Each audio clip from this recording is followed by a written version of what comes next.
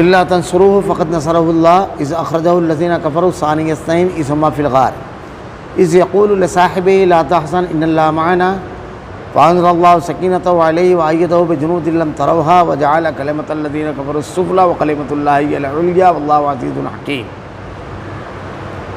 اگر تم اللہ کے رسول کی مدد نہ کرو گے تو کوئی پرواہ نہیں، اللہ ہی نے ان کی مدد کی اس وقت جب کہ اسے کافروں نے دیش سے نکال دیا تھا، دو میں سے دوسرا جبکہ وہ دونوں غار میں تھے، جب وہ اپنے ساتھی سے کہہ رہے تھے غم نہ کر اللہ ہمارے ساتھ ہے، پھر اللہ نے اس پر اپنی طرف سے تسکین قلب نازل فرما کر ان لشکروں سے اس کی مدد کی جنہیں تم نے دیکھا ہی نہیں۔ اس نے کافروں کی بات پست کر دی اور بلند والا تو اللہ ہی کا کلمہ ہے، اللہ غالب ہے، خوب حکمت والا ہے۔ اللہ رب العالمین نے ان آیتوں میں ہجرت جو اللہ کے نبی صلی اللہ علیہ وسلم نے کی اس کا تذکرہ کیا ہے کہ جب اللہ کے رسول صلی اللہ علیہ وسلم ہجرت کے لیے نکلے تو اب ہجرت کے پورے پس منظر اور بیک گراؤنڈ کو اگر آپ دیکھیں تو انتہائی مشکل ترین حالات میں اللہ کے نبی صلی اللہ علیہ وسلم نکلے تھے۔ ہجرت کا حکم اس وقت اہل ایمان کو ہوا جب ان کے لیے ایمان اور عقیدے پر عمل کرتے ہوئے، اسلام پر عمل کرتے ہوئے مکہ میں زندگی گزارنا ناممکن ہو گیا، مشکل ترین ہو گیا، تو اللہ کی طرف سے یہ حکم ہوا کہ اس سرزمین کو چھوڑ کر کے اپنی تمام چیزوں کو، کاروبار، گھر، تجارت، رشتے، ناتے، وطن، یہ تمام چیزوں کو چھوڑ کر کے عقیدے اور ایمان اور دین کی حفاظت کریں۔ پہلی چیز تو یہ کہ جب زندگی میں ایسا موڑ آئے کہ تمام چیزیں ایک طرف ہو اور عقیدہ اور ایمان ایک طرف، تو فیصلہ یہ لینا ہے کہ عقیدے اور ایمان کی حفاظت کرنا ہے، کیونکہ یہ تمام چیزیں جو ہے یہ کس کی عطا کی ہوئی ہے؟ اللہ کی۔ رشتے کس کے دیے ہوئے ہیں؟ اللہ نے اس گھر میں ہم کو پیدا کیا ہے، وہ ماں باپ اللہ کے دیے ہوئے ہیں، چچا، ماموں، خالہ، یہ سب اللہ کے دیے ہوئے ہیں۔ زمین کس کی ہے؟ اللہ رب العالمین کی ہے۔ رزق کس کا دیا ہوا ہے؟ اللہ رب العالمین کا ہے۔ لوگوں کے دلوں میں مقام اور مرتبہ کس کا دیا ہوا ہے؟ اللہ تعالیٰ کا۔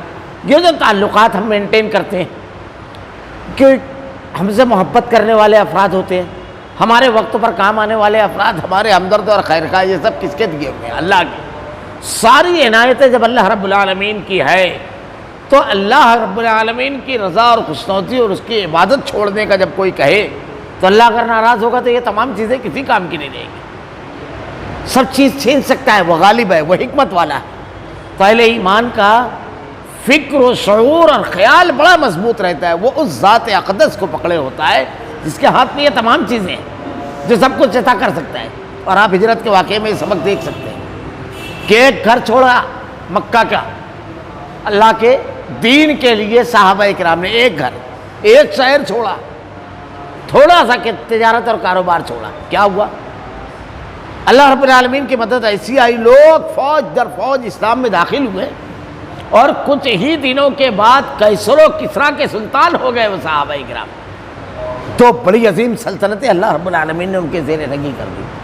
صرف مکہ المکرمہ نہیں، مدینہ نہیں، بلکہ روم اور ایران تک کے علاقے اللہ رب العالمین نے فتح کروائے اور وہ سارے علاقے اہل ایمان کی ملکیت میں آ گئے۔ اللہ کے لیے ایک گھر اور ایک شہر چھوڑا تھا۔ اللہ رب العالمین نے ممالک عطا کی۔ اللہ رب العالمین کے لیے تجارت کا کاروبار چھوڑا تھا۔ جب قیصر و کسریٰ کی فتوحات میں خزانے آنے شروع ہوئے تو آپ تاریخ پڑھیے، صحابہ کرام آپس میں گفتگو کرتے تھے اور کہتے تھے کہ کہیں ایسا تو نہیں کہ سارا انعام اور ساری نعمتیں ہم کو اس دنیا ہی میں مل جا رہی ہیں۔ اس قدر ہم صحابہ کرام کے واقعات پڑھتے ہیں کہ 10-10 ہزار دینار، 1-1 لاکھ دینار ایک ایک روز میں صدقہ کیا، ایک ایک دن کے اندر اللہ کے راستے میں، اور کہاں تو ایک ایک دینار کے لیے تکلیف اور پریشانی میں مبتلا تھے، 2-2 اور 1-1 کھجوریں کھا کر کے وقت نکالا، کہاں تو ایسے حالت سے 2-4 ہوئے۔ تو اللہ کے دین کے لیے جب تم مدد کرو گے تو اللہ تمہاری مدد کرے گا۔ اللہ نے یہاں ارشاد فرمایا کہ اس واقعے میں بہت بڑا سبق ہے کہ جب تم مشکل ترین حالات میں ہو، ساری چیزیں تمہارے خلاف ہو جائیں، کوئی مدد کے لیے کوئی قوت، کوئی طاقت آپ کے ساتھ نہ ہو، تو یہ واقعہ ہجرت کو آپ پڑھو۔ اللہ تعالیٰ نے ارشاد فرمایا الا تنصروه فقد نصره اللہ اِذْ أَخْرَجَهُ الَّذِينَ كَفَرُوا ثَانِيَ اثْنَيْنِ إِذْ هُمَا فِي الْغَارِ، اگر تم اللہ کے رسول کی مدد نہ کرو گے، وہ دین پہنچانے کے لیے آئے، تم ان کے ساتھ کھڑے ہو کر کے اللہ کا دین نہیں پہنچاؤ گے، اللہ کے دین کے اوپر عمل نہیں کرو گے، جتنے لوگ اللہ کے دین پر عمل کرنے والے ہوں گے سب رسول کے ساتھی ہوں گے، رسول کی طاقت بہت زیادہ بڑھے گی، اللہ کے دین کا غلبہ ہوگا۔ اگر تم یہ نہیں کرو گے تو اللہ تعالیٰ نے تو ان کو دین پہنچانے کے لیے بھیجا ہے، تو کیا ہوگا؟ تو کوئی پرواہ نہیں، اللہ ہی نے ان کی مدد کی۔ اب یہ دیکھیے، جب سارے حالات آپ کے خلاف تھے تو کیا ہوا؟ اس وقت جب کہ اسے کافروں نے دیش سے نکال دیا، اس حالت پہ غور کیجیے، کوئی تھا اللہ کے نبی صلی اللہ علیہ وسلم کے ساتھ میں؟ جب آپ کو نکالا گیا مکہ سے، جب آپ ہجرت کر کے نکلے، ہجرت کے واقعہ پڑ گیا پورا۔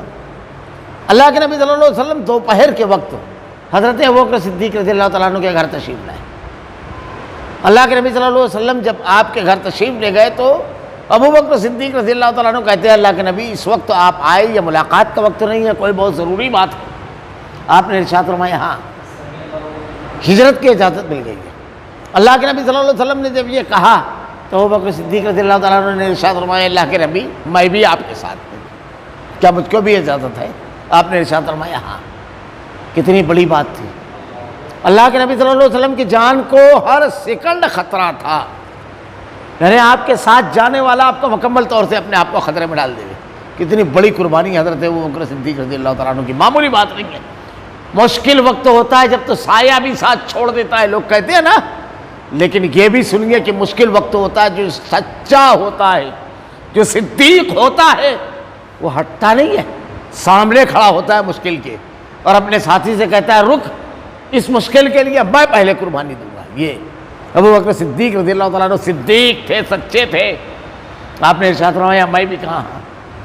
اللہ کے نبی صلی اللہ علیہ وسلم کی حالات پر اتنی گہری نظر اور آپ کا تدبر اتنا اعلیٰ تھا ابوبکر صدیق رضی اللہ تعالیٰ عنہ کا، بعد کے واقعات بھی اس کی شہادت دیتے ہیں کہ جب اللہ کے نبی صلی اللہ علیہ وسلم کی وفات کے بعد مانعین زکوٰۃ دینے سے انکار کیا تو ابوبکر صدیق رضی اللہ تعالیٰ عنہ نے کہا تھا کہ رسی کا ایک ٹکڑا اگر اللہ کے نبی کے دور میں یہ لوگ دیا کرتے تھے اور وہ نہیں دیں گے تو میں زکوٰۃ کروں گا، میں ان کے لیے میں ان سے جہاد کروں گا، اور چاہے درندے مجھ کو پھاڑ کھائیں، تنہا رہ جاؤں، مجھ کو اس کی کوئی پرواہ نہیں۔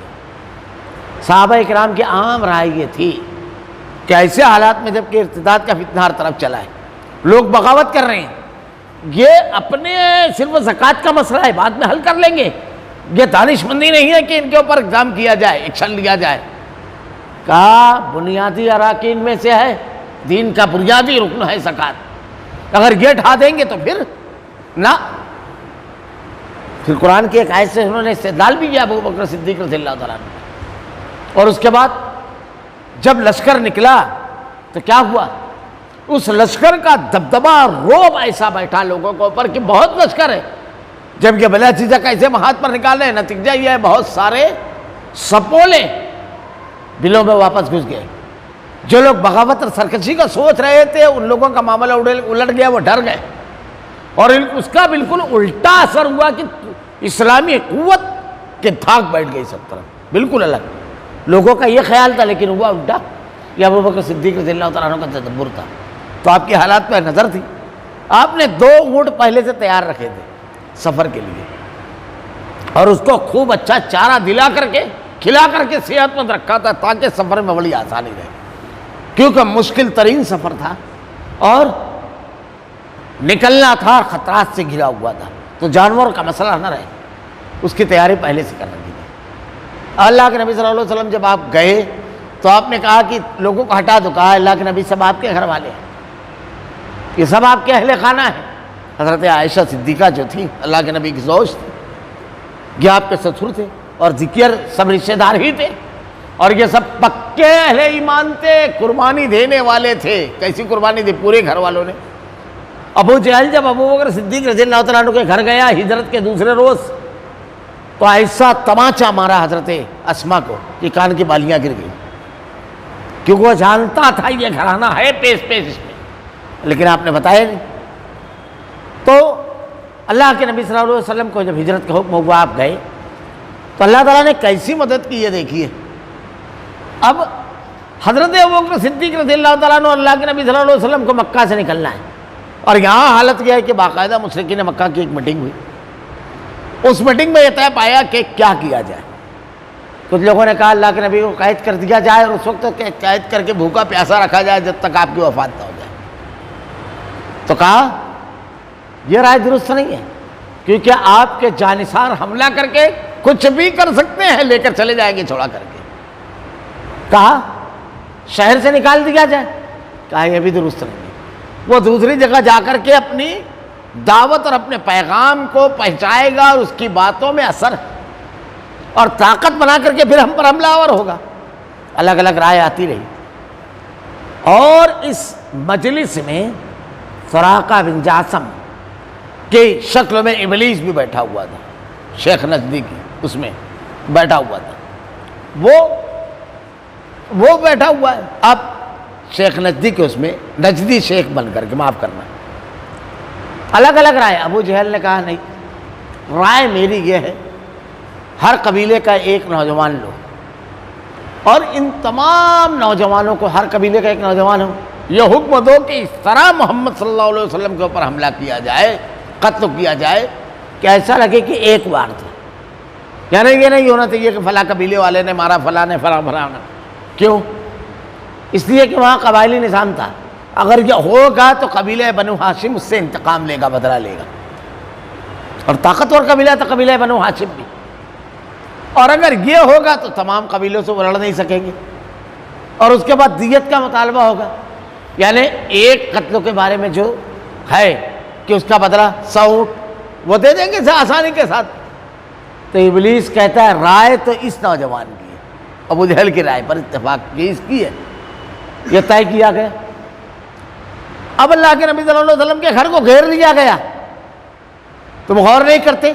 کوئی لشکر تھا آپ کے پاس، مدد کرنے والی کوئی جماعت تھی آپ کی، کوئی تھا ان مشکل ترین حالات میں آپ کو نکالنے والا. تم غور نہیں کرتے، تم سوچتے نہیں، تم نے تدبر نہیں کیا. لشکر آپ کے گھر کے اطراف میں تلواریں لے کر کے قتل کے پکے منصوبے کے ساتھ بیٹھے ہوئے ہیں لوگ، منظم انداز میں، اور اللہ کے نبی تن تنا. تم نہیں غور کرتے کیا اللہ رب العالمین نے کیا؟ وما رمیت اذ رمیت ولکن اللہ رمی. آپ نے مٹھی میں مٹی اٹھائی اور پھینکا. حضرت علی رضی اللہ تعالیٰ عنہ کو آپ نے تمام امانتیں دی اور فلاں کیے، یہ سب پہنچا دینا. اس میں بھی دیکھیے معاملات ہر وقت آدمی کو صاف رکھنا چاہیے. اب ایسا نہیں ہے کہ میں تو ان حالت میں نکلنے پر مجبور تھا، تمہاری امانتیں کہاں سے پہنچاتا، لے کر نکل جائے. نہ، اپنا کردار ادا کرنا ہے ہر صورت میں. اللہ کے نبی نے کہا اور کہا اس پر سو جائے. آپ نکل گئے. اللہ تعالیٰ نے پہلی مدد یہ کی کہ ان کی نظروں کو باندھ لیا.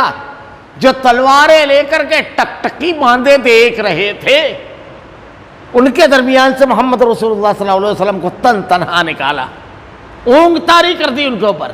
کون تھا؟ کس کی مدد تھی؟ آپ کو اتنی تلواریں لگتی تھی، اتنے لوگ لگتے تھے؟ کوئی نہیں تھا.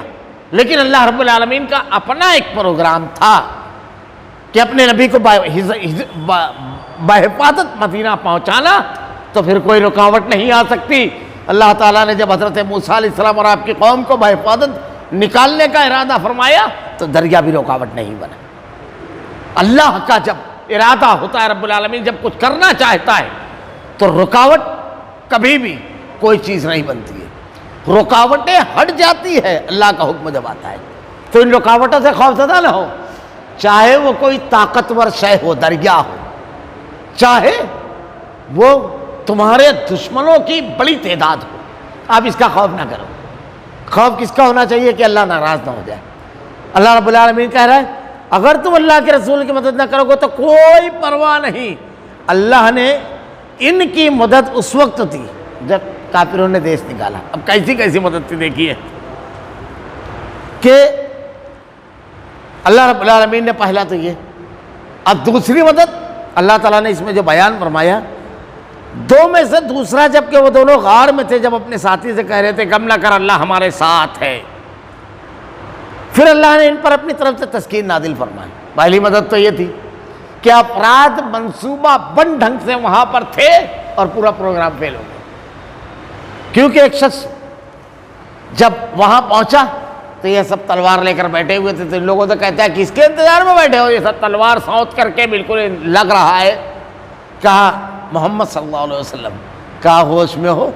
میں نے تو فلاں علاقے کی طرف جاتے ہوئے دیکھا ہے ان کو. تب جھانکا اندر تو چادر سر پر سے اڑے ہوا کوئی لیٹا نظر آیا. کہا یہ تو وہی ہے، یہی چادر اوڑھ کر کے سوتے ہیں. جب آواز دی گئی اٹھایا گیا تو حضرت علی رضی اللہ تعالیٰ عنہ کو پہلا منصوبہ فیل ہوا. اب ابو بکر صدیق اور حضرت اللہ کے نبی صلی اللہ علیہ وسلم جب غار میں پہنچے تو مشرکین مکہ ہر راستے پر نکلے. بلکہ آپ تاریخ اگر پڑھیں، سیرت کی کتابیں پڑھیں تو مکہ شمال میں ہے اور غار ثور جو ہے وہ جنوب میں ہے. تو اللہ کے نبی صلی اللہ علیہ وسلم غار ثور میں جا کر کے 3 روز رکے. جب غار ثور کی طرف تلاش کرنے کے لیے لوگ نکلے تو ابو جہل وغیرہ کا جو ٹولہ تھا وہ ساتھ تھا. تو ابو جہل کہتا ہے تمہاری مت ماری گئی ہے، مکہ شمال، مدینہ شمال میں ہے، تم جنوب میں جا کر کے تلاش کر رہے ہو، الٹی طرف جائیں گے. اور جانا ہے اس طرف، جائیں گے اس طرف، کیسے کیا نکل رہے ہو؟ کہا نہیں سب علاقے دیکھ لیں. اب تلاش کرتے کرتے اس غار تک بھی پہنچ گئے جس غار کے اندر اللہ کے نبی صلی اللہ علیہ وسلم ابو بکر صدیق رضی اللہ تعالیٰ عنہ تھے. حضرت ابو بکر صدیق رضی اللہ تعالیٰ عنہ کے نزدیک اپنی جان کا کوئی معاملہ نہیں تھا، لیکن ذات اقدس کے ساتھ آپ تھے، ان کی جان کی فکر تھی. تو آپ کہتے ہیں کہ غار آج بھی موجود ہے، غار ثور. تو اس طرح ہے کہ وہ نیچے کی طرف ہے. تو جب غار کے پاس پہنچے تو ان کے قدم دکھائی دے رہے تھے اللہ کے نبی کو اور ابو بکر صدیق رضی اللہ تعالیٰ عنہ کو پائے، اور خوف ہوا کہ اب دیکھ لیے جائیں گے.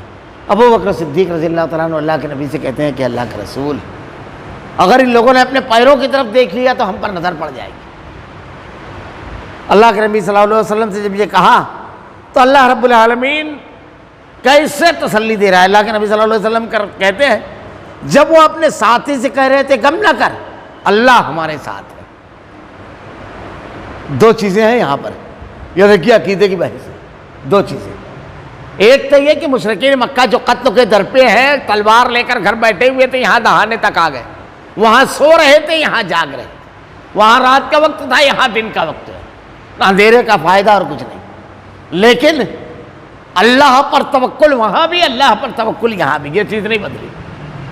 تو اب یہاں کیا ہوا کہ اللہ رب العالمین نے ان کی کھلی ہوئی آنکھوں کو بھی پکڑ لیا. رب العالمین نے دیکھ ہی نہیں سکے. تو آدمی کو مشکل ترین حالات میں اللہ پر توکل کرنا چاہیے. حسبنا اللہ و نعم الوکیل. حضرت ابراہیم علیہ السلام نے کہا تھا میرے لیے میرا اللہ کافی ہے.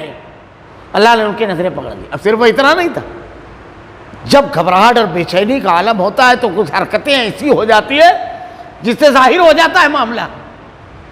تو بالکل مطمئن جب آدمی رہتا ہے تو ظاہر نہیں ہوتا ہے.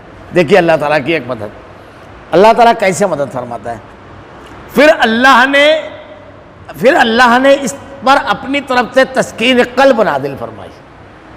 اللہ تعالیٰ نے سکون دے دیا، بالکل اطمینان سے ہے. جب اطمینان سے ہیں تو تمام چیزیں بالکل نارمل رہے گی.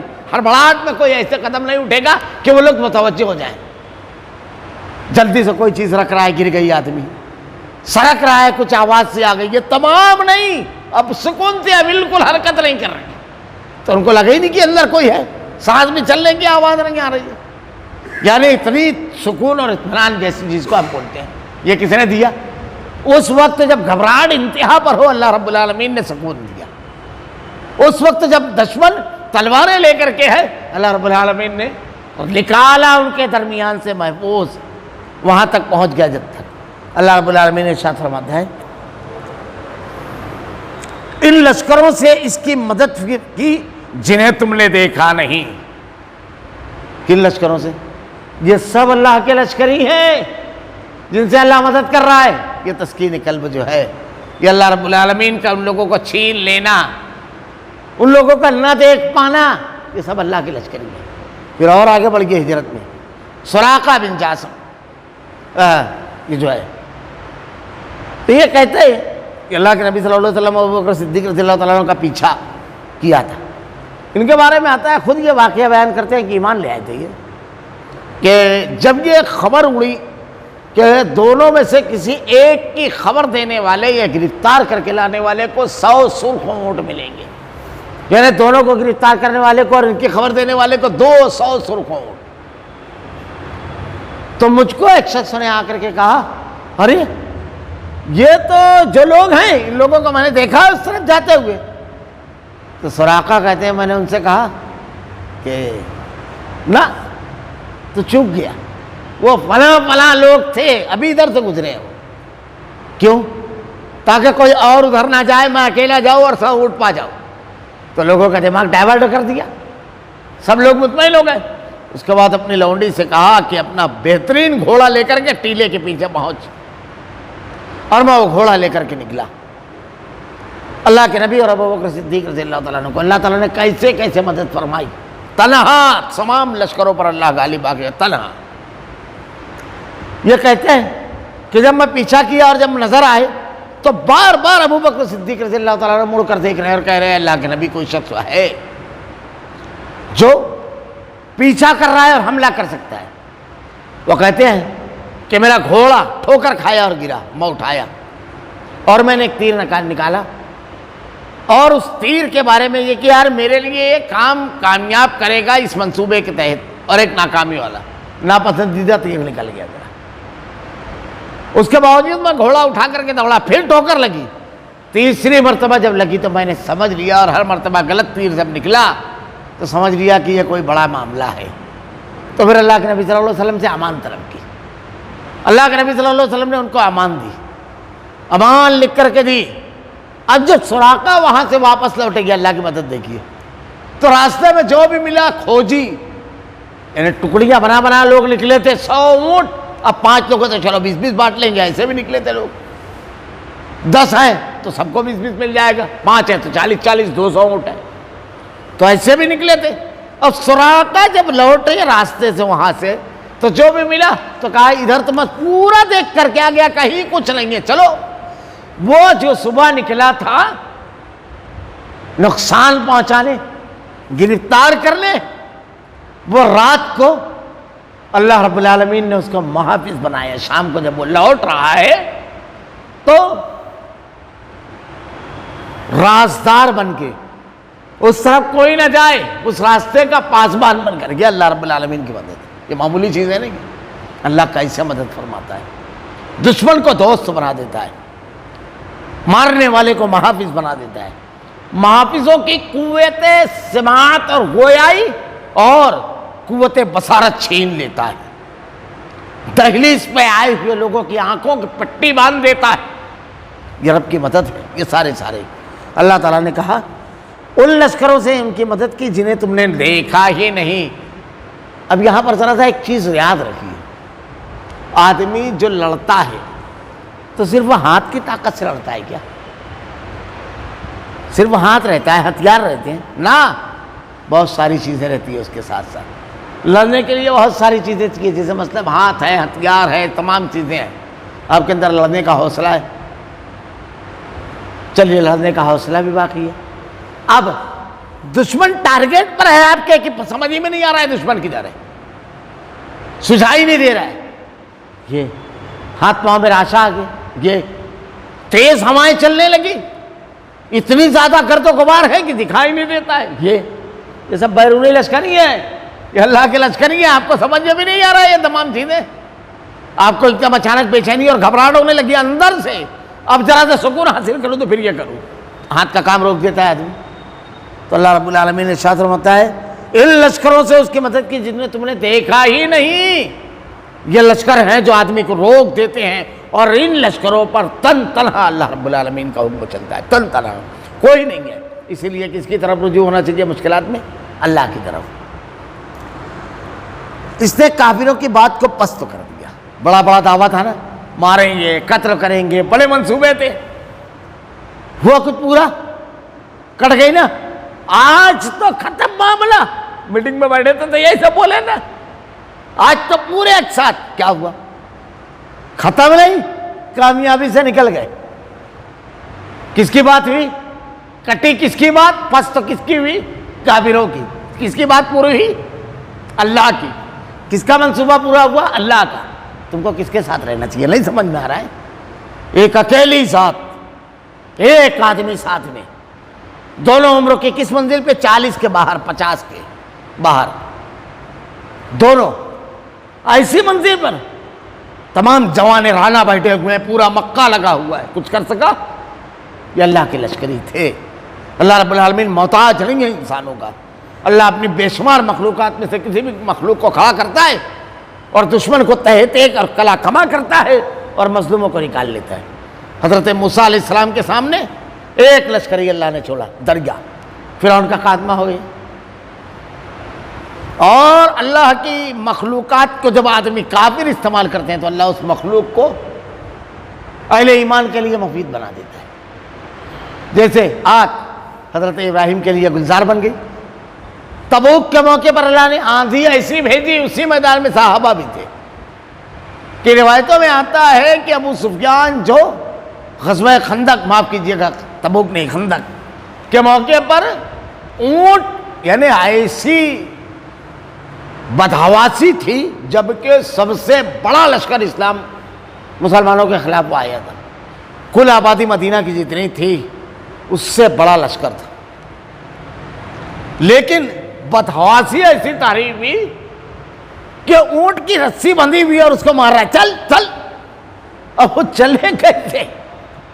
یعنی بدحواسی کا یہ عالم، دماغ معاف، اتنا بڑا لشکر لیکن ایک اونٹ کے لائق جو اس کا جانور ہے جس کو آدمی چلاتا ہے، نکیل ڈالی ہوئی اگر تو بچہ بھی لے کر کدھر بھی چلے، اس جانور پر کنٹرول نہیں، پورے مدینہ پر کنٹرول کرنے آئے تھے. یہ اللہ کی مشیت. اور عام آدمی نہیں، سپہ سالار لشکر کا یہ حالت. ہانڈیاں الٹ گئی، کھڑے ہونا دوبر ہو گیا، آنکھ سے 1 فٹ کی دوری پر کچھ دکھائی نہیں دیتا تھا، اتنی زبردست تو آندھی تھی. ایسے ذر رہے گی، اللہ کے لشکر ہی ہوتے ہیں. اللہ ایسے لشکر ہوگی. بلند والا تو اللہ ہی کا کلمہ ہے اور اللہ غالب ہے، خوب حکمت والا ہے. تو اللہ تعالیٰ کی بات بلند ہوگی اور اللہ غالب ہے، غلبہ اسی کا ہوگا اور حکمت. اسی لیے ہمیشہ اللہ کی ذات، اس کی رضا اور خوشنودی رہنا چاہیے. انفروا خفافا وثقالا وجاہدوا باموالکم وانفسکم فی سبیل اللہ ذالکم خیر لکم ان کنتم تعلمون. ہلکے بھی نکلے اور بوجھل بھی. راہ رب میں اپنے مال و جان سے جہاد کرو، یہی تمہارے لیے بہتر ہے اگر تم جانتے ہو. یہ جہاد پر نکلنے کے لیے کتنی چیزیں ہو سکتی ہیں. راہ رب میں ہلکے بھی نکلو اور بوجھل بھی، اور راہ رب میں اپنا مال و جان سے جہاد کرو، یہی تمہارے لیے بہتر ہے اگر تم جانتے ہو. یعنی کسی آدمی کے پاس بہت مال و اسباب ہے وہ لے کر کے نکلے، کسی کے پاس کم ہے وہ کم لے کر نکلے، کسی کے پاس کچھ نہیں ہے صرف لڑنے کی صلاحیت ہے اسی کے ساتھ نکل جائے.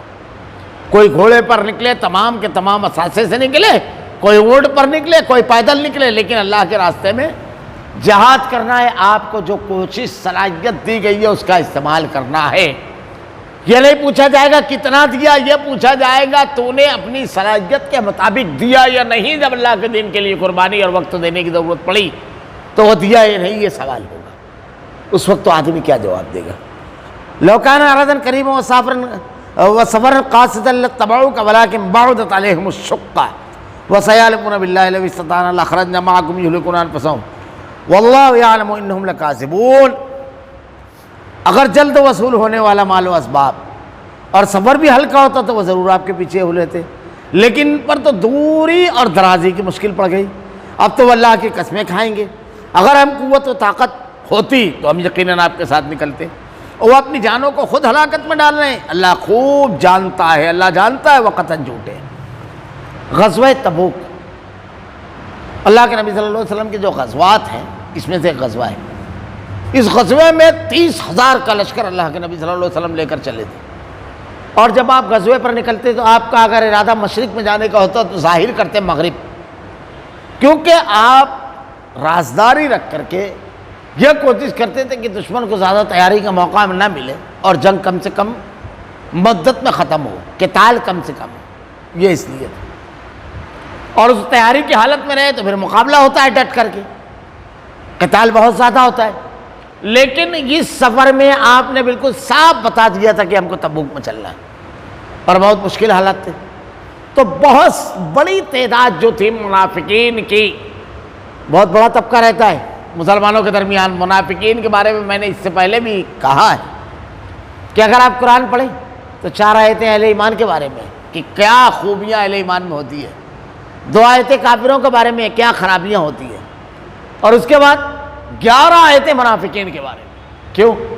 یہ مسلمانوں کے درمیان رہتی ہیں، مسلمان بن کر کے رہتے ہیں. جب بات کرنے کی بات آئے گی تو ان سے آگے کوئی رہے گا ہی نہیں، اور جب اسلام کے لیے عمل کرنے اور قربانی دینے کی بات آئے گی تو کہیں نظر نہیں آئیں گے وہ لوگ. پھر کیا رہے گا؟ ایسے نہیں کرنے کا، ویسے کرو، یعنی ان کو قربانی نہ دینا پڑے. اور پھر بولے کہ میری بات نہیں مانی گئی نا. اور اس کے بعد کبھی فتح حاصل ہو جاتی ہے، غلبہ ہو جاتا ہے تو کیا کرتے ہیں؟ سب سے بڑی ٹوپی پہن کر یہی آگے بیٹھیں گے، سب سے آگے. فوٹو ہی نہیں کہنا چاہیے، سب سے پہلا فوٹو ان کا رہتا ہے. یہ منافقین کا پہچان ہے ان کی. قربانی کے وقت دین پر عمل کے لیے، دین کے لیے قربانی دینے کے لیے کہیں نظر نہیں آئیں گے. لیکن اس کے بعد عبداللہ بن ابی کے بارے میں جانتے ہیں؟ اللہ کے نبی جب خطاب کے لیے کھڑے ہوتے تو وہ کھڑا ہوتا تھا، کہتا تھا لوگوں ان کی بات توجہ کے ساتھ سنو، یہ تمہاری رہبری اور رہنمائی کے لیے آئے ہیں. بہت ابو بکر صدیق عمر فاروق رضی اللہ تعالیٰ عنہ کبھی نہیں کھڑے ہوئے جو آدھا مال پورا مال لا کر لگا دیا، کبھی نہیں. تو ان کا تذکرہ ضرور کیا جاتا ہے. ارے میں رہتا نا تو یہ کرتا. ارے تو کہاں تھا؟ رہتا ہی نہیں ہے تو ہمیشہ. اور اگر تھوڑا سا کر دیا تو اللہ اکبر. جیسے ہمارے یہاں کچھ بولے یار رات میں اٹھا نا، ٹھنڈی بہت تھی 2:30 بجے تہجد پڑھنے کے لیے. ارے تو بتا کیوں رہا ہے ٹھنڈی تھی کہ گرمی تھی؟ تیرا تہجد اللہ قبول کرے، مگر چھپا اس کو. نیکیوں کو چھپائے جاتے، اعمال کو چھپائے جاتے. لیکن یہ بڑی بڑی ڈینگ مارنے والے صحابہ کرام میں منافقین اور ان کی فرق کو آپ کو سمجھ میں آ جائے گا بالکل. تو اللہ تعالیٰ کیا کہہ رہا ہے کہ ہلکا ہوتا تو ضرور آپ کے پیچھے ہو لیتے کہ چلو تھوڑی بہت قربانی دینا ہے. انگلی کٹا کے کہتے ہیں نا، ہمارے بزرگ کو مثال دیتے تھے شہیدوں میں نام لکھا دو، دیکھ میری کٹی ہے، اتنا بتاتے وہ انگلی کی سامنے والے کی جو کٹی کرتے نا وہ چپ جاتی ہے. میں کٹایا انگلی، ہماری خاندان نے انگلی کٹائی تھی. ارے یا اللہ، اب سب کے سر کٹے ہیں وہ سب بھول جاتا ہے آدمی. یہ رہتا ہے. اللہ تعالیٰ نے کیوں یہ سب کیا ہے؟ ہم کو اس سے بچنا ہے، لوگوں کے لیے نہیں. یہ سب جذبے شیطان ڈالتا ہے، اور ایسے پہچاننا بھی ہے لوگوں کو، یہ اس لیے بھی ہے. خیر، تو یہ بڑے ڈینگ ماریں گے کیا کہا ضرور، لیکن ان پر تو دور اور دراز کے مشکل پڑ گئی. ارے اتنی دور کا سفر بڑا مشکل سفر تھا، بہت مشکل سفر تھا. تو کیا کہا؟ اب تو وہ اللہ کی قسم کھائے گی اگر ہم میں قوت و طاقت ہوتی تھی یقیناً ہم آپ کے ساتھ چلتے. اپنے پاس اتنے لوگ نہیں ہیں، اپنے بہت تھوڑے ہیں، وسائل نہیں ہیں، یہ سب شکوہ کریں گے، کام نہیں کریں گے. اتنا دور کا سفر. ارے اگر یہ سب ہمارے پاس ہوتا تو کیا چھوڑتے کیا؟ انہی حالات میں صحابہ کرام نے کیا تھا سفر. اہل ایمان نے، مخلص لوگوں نے. مشکل ترین حالات ہی میں دین کی خدمت کرتے ہیں لوگ. ارے لگی لگائے کھیت میں تو کوئی بھی پانی ڈالتا ہے پھل توڑتا ہے، بنجر زمین پر بیج ڈال کر کے اس کو اگانا، یہ ہے اصل کام، یہ ہے قربانی. اور کیا کہا؟ اگر ہم میں قوت ہوتی تو یقیناً آپ کے ساتھ نکلتے. وہ اپنی جانوں کو خود ہلاکت میں ڈال رہے ہیں، بچا نہیں رہے. نیکی سے، اللہ کی رضا سے، دین کی خدمت سے، اللہ رب العالمین کو راضی کرنے والے اعمال سے، اسلامی لشکر سے، اہل ایمان سے، قربانی کے موقع سے محروم ہو رہے ہیں، مگر وہ سمجھ نہیں رہے. اللہ تعالیٰ کہہ رہے ہیں وہ اپنی جانوں کو خود ہلاکت میں ڈال رہے ہیں. اب جب یہ ہو رہا ہے، اللہ کے دین اور تمام چیزوں سے ہٹ رہے ہیں، تو کیا اللہ رب العالمین کی مدد ان کے لیے آئے گی؟ نہ. دنیا اور آخرت میں کامیابی ملے گی نہ. اور اللہ جانتا ہے وہ قطعاً جھوٹے ہیں. اب یہاں پر کس کے معاملے میں یہ سب بول رہے ہو؟ تمہارے اندر کا حال وہ جانتا ہے رب العالمین. دین کے معاملے میں یہ سب سازش، سیاست، یہ سب منصوبہ بندی کر رہے ہیں. وہ دلوں کا حال جانتا ہے، وہ سب کچھ جانتا ہے.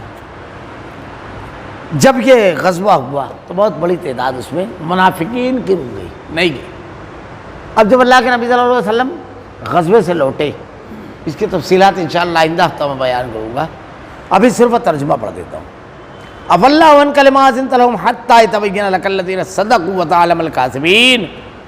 یہ ہجرت کے واقعے کے فوراً بعد کہا گیا، یہاں کوئی نہیں تھا ساتھ میں، تو اللہ نے نکالا، تو اللہ کے دین پر عمل کرنے والوں کو اللہ تعالیٰ نکالے گا نہیں، تم گھروں میں بیٹھو گے، نفاق تمہارے دل میں ہوگا تو نکال لے گا اللہ تعالیٰ، بچا لے گا، یہ اللہ تعالیٰ بتا رہا ہے۔ تو جب وہ لوگ نہیں گئے تو انہوں نے اللہ کے نبی کے پاس آ کر کے کہنا شروع کیا، تو اللہ تعالیٰ تجھے معاف کرے، تو نے انہیں تمہیں اجازت دے دی، بیشتر اس کے کہ تیرے سامنے سچے لوگ ظاہر ہو جاتے اور تو جھوٹے لوگوں کو بھی جان لیتا۔ اللہ کے نبی صلی اللہ علیہ وسلم کے پاس جب آ کر کے یہ لوگ کہنے لگے تو اللہ رب العالمین سے دعا کی، درگزر کیا، تو اللہ کے نبی صلی اللہ علیہ وسلم کی اس بات کو اتنے پیارے اسلوب میں قرآن نے پیش کیا ہے، افاللہ عنک، اللہ تجھے معاف فرما دے۔ تھوڑی تحقیق کرنا تھا، پہلے اللہ نے معافی کا اعلان کیا، تحقیق کرنا تھا، بس سمجھ میں آیا تھا صحیح اور غلط، پھر اعلان کرنا تھا، بعد میں کھلے بہت سارے لوگ۔ اللہ رب العالمین نے بڑے ہی پیارے انداز میں یہ بات بیان فرمائی، اس کی تفصیلات انشاءاللہ العزیز آئندہ ہفتہ۔ اللہ رب العالمین سے دعا ہے رب العالمین منافقین کا یہ جو وتیرہ تو نے بیان فرمایا رب العالمین، جو عمل، اے اللہ ہماری حفاظت فرما رب العالمین، اہل ایمان کی جو نشانیاں، دین کے لیے قربانی دینے والوں کا جو کردار اور عمل تو نے پیش کیا، اللہ وہ ہمارے کردار کو ویسا بنا دے رب العالمین، اور اللہ تیرے دین کے لیے قربانی دینے والا، تیرے دین پر جمنے والا، تیرے دین پر عمل کرنے والا ہر حالت میں بنا رب العالمین۔ رب العالمین مشکل ترین اور نامساعد حالات سے نکالنے والی ذات تیری ہے، اے اللہ ہماری مدد فرما رب العالمین۔ اللہ تیرے کلام کی آیتیں اور تیرے نبی کی حدیث کو ہمارا کردار و عمل بنا دے، ہمارا خاتمہ ایمان پر فرما۔ ربنا لا تزغ قلوبنا بعد إذ هديتنا وهب لنا من لدنك رحمة إنك أنت الوهاب۔ سبحانك اللهم وبحمدك أشهد أن لا إله إلا أنت أستغفرك وأتوب إليك۔